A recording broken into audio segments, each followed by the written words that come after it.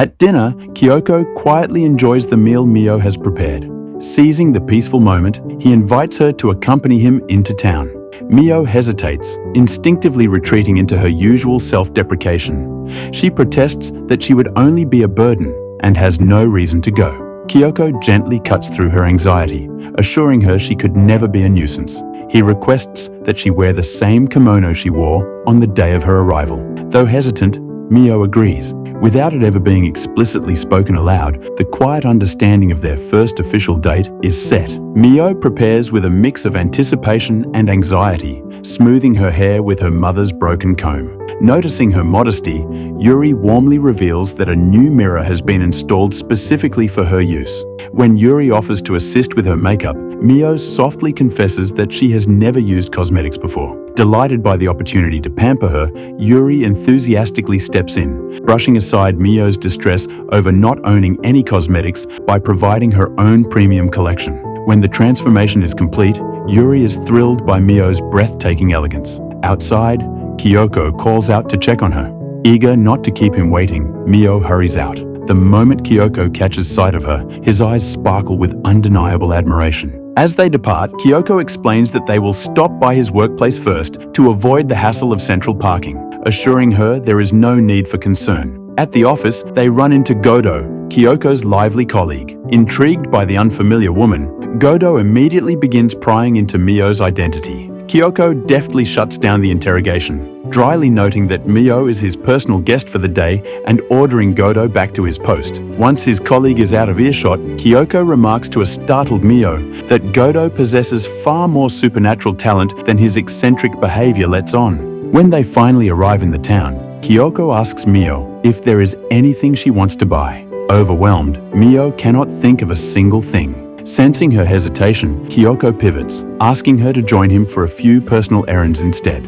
As they walk, Mio is utterly spellbound by the vibrant sights of the city. Noting her awe, Kyoko asks if she is enjoying herself. Mio's immediate reaction is to apologize for being distracted, but Kyoko stops her with a gentle, affectionate pat on the head. He tells her to enjoy the day to her heart's content, promising that no one will scold her here. He emphasizes that he genuinely wants her company, advising her to stay close so they don't get separated. Looking at his gentle demeanor, Mio finds herself deeply confused by the rumors of his notorious cruelty. To her, he is nothing but kind. Meanwhile, a more cynical conversation unfolds between Mr. Tatsuishi and Shinji regarding Mio's arrangement with the Kudo family. Shinji coldly maintains that he has abandoned Mio and cares nothing for her fate. He confidently assures Tatsuishi that Kyoko will lose all interest the moment he realizes Mio possesses no supernatural abilities, at which point Tatsuishi is free to claim her.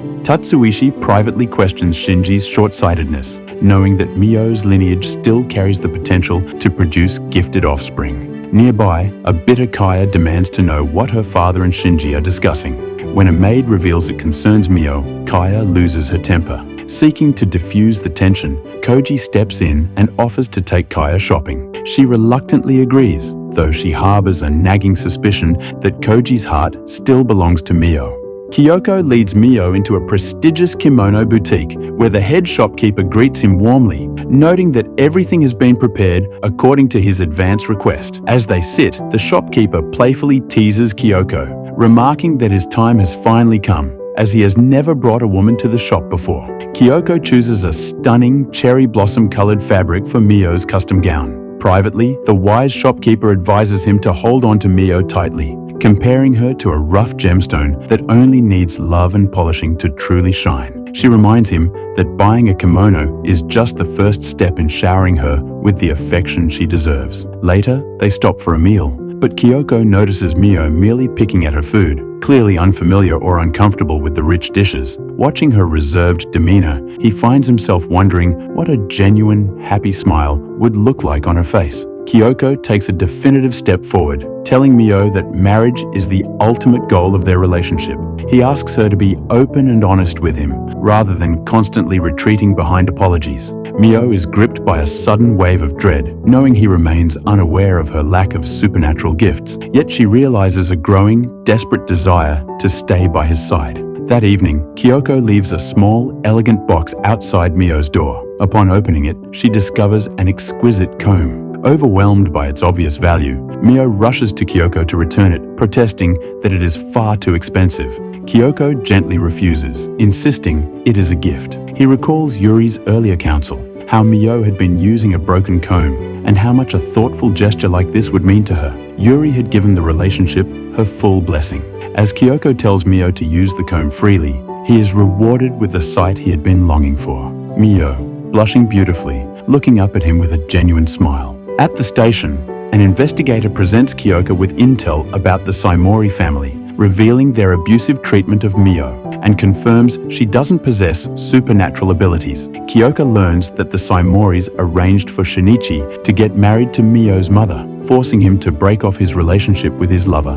When Mio's half-sister, Kaya Samori, was revealed to possess spirit sight as well as lingering anger and resentment, the Saimori family had been abusing Mio ever since. Kyoko is appalled by the Saimori's cruel treatment of Mio and realizes the deep scars left by her family. Furthermore, the investigator reveals Mio's birth mother is Sumi Usuba, a direct blood relative from the infamous Usuba family, shocking Kyoko. The Usuba family is a mystery, as they possess the supernatural ability of interfering with a person's mind and are impossible to locate. The investigator was unable to learn the circumstances of why Sumi was married into the Saimori family. Kyoko leaves the station. As he questions why he's not acting like himself, he detects a group of familiars near him. Kyoko uses fire to burn them all.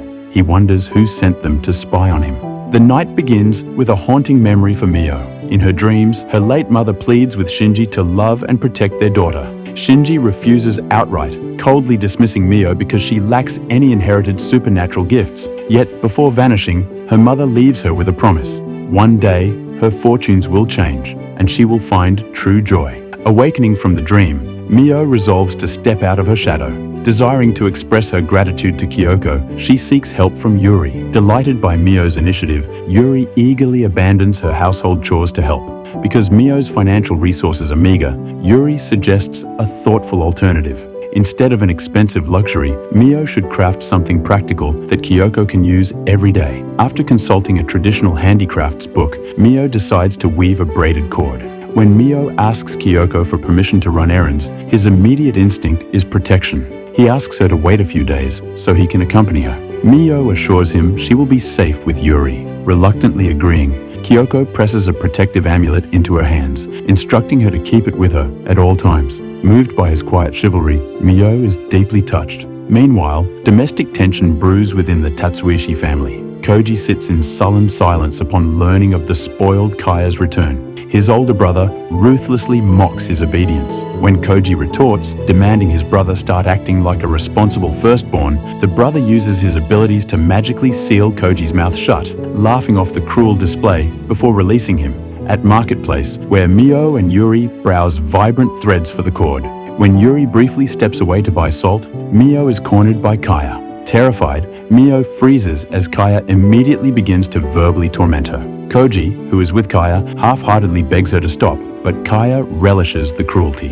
Simultaneously, Kyoko confronts Shinji at the Saimori estate to discuss the marriage. Kyoko addresses the elephant in the room. While powerful families view marriage as a cold business transaction, he refuses to treat Mio as a pawn. He reveals he is fully aware of the horrific abuse Mio suffered under Shinji's roof. Back in the streets, Kaya's taunts escalate. She sneers that if Mio ever needs money, she can beg on the sidewalk for it. As a deeply conditioned Mio begins to apologize, Yuri intervenes, coolly asking Kaya if she is a friend. Kaya condescendingly assumes Yuri is Mio's servant colleague. Yuri corrects her sharply. Mio is to be Master Kyoko's wife. She is the lady of our house, not a servant. Stunned and envious of Mio's elevated status, Kaya retreats in a quiet fury. At the estate, Kyoko delivers his ultimatum to Shinji. He will provide the expected dowry on one condition. Shinji must sincerely apologize to Mio. If Shinji refuses, Kyoko promises to sever all ties between their families immediately.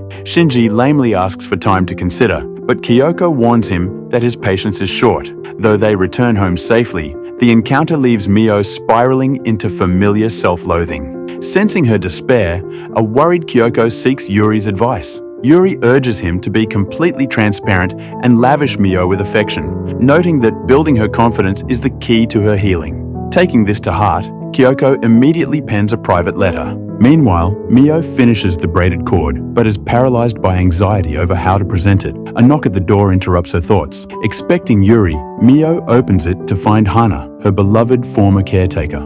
During an emotional reunion, Hana asks the only question that matters: is Mio happy?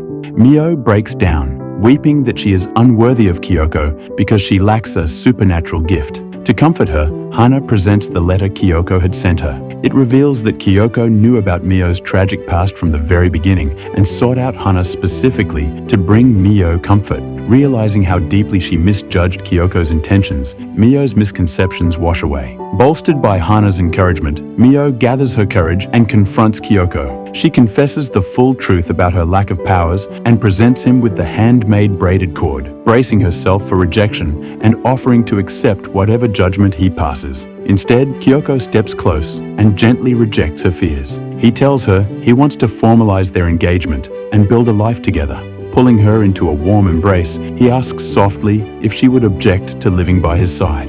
Through tears of relief, Mio smiles. He asks Mio to help him tie the braid, promising to cherish the gift forever.